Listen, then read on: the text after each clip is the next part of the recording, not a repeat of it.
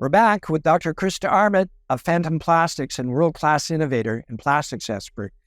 Chris, last time we met, you were in Ottawa at the UNEP INC4 meetings. That is quite a alphabet soup, but really the meetings were about plastics. You were there on your own dime, and you're speaking to people about plastics. You're trying to correct a record. Tell us a little bit about what you saw there and what you were sharing with people. Yeah.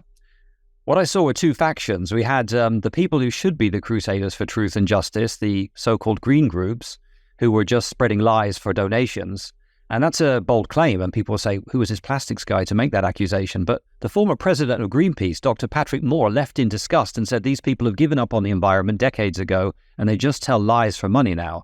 And so he was so revolted. He's written 2 books about that. So it's not just his spoken word, but there's a book here, Confessions of a Greenpeace Dropout, and he's written another book specifically saying that their business model is to tell lies for money and that the other major environmental groups are doing the same. So I saw those people on the one side driving up in their Escalades and their fancy cars, so I could tell where the money was. And then I saw the, reticently modest plastics people showing up, doing the right thing, right? They're creating one of the greenest materials we have. They've got all the science behind what they're doing. They're running operations which in some case cost them millions or even lose money to do the right thing for the environment. So the world was kind of topsy-turvy. We're taught as a kid that there's the big bad industry and then there's the good crusaders fighting. But these crusaders who used to be crusaders for justice are now no longer doing that. They're leading us astray instead. It's sort of upside down now, isn't it? One of the themes I heard was get rid of plastic bottles. They wouldn't let you into the meetings without if you had a plastic bottle carrying water. But I know you've done a lot of research, life cycle analysis. You're a scientist. And what does the data say about there? Are they on the right track or are they on the wrong track? Yeah, they're on the wrong track. The funny thing with information is who in the public has any time to read scientific studies? None of us do, right? So we all know we can't really trust the mainstream media. Surveys reveal that. And at the same time, that's exactly where we're getting our information. So everyone right now has an opinion about plastics based on pure fiction from a source that we ourselves don't trust. So what does it look like when a scientist reads 4,000 studies unpaid? I did this completely unpaid because I'm a crusader for justice and truth. And what did I find? So there are thousands of studies, first of all the facts are known. If we look at plastics, they're less than 1% of the materials we use by weight or volume.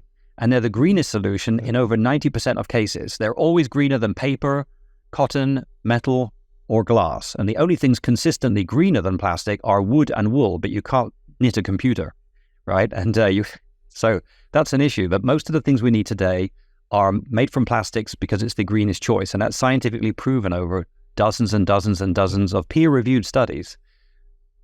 So my pet peeve is paper straws. They drive me crazy. They just don't taste right. I don't like what they do to the liquid that I'm drinking. You're telling me that plastic straws are in fact better than paper straws?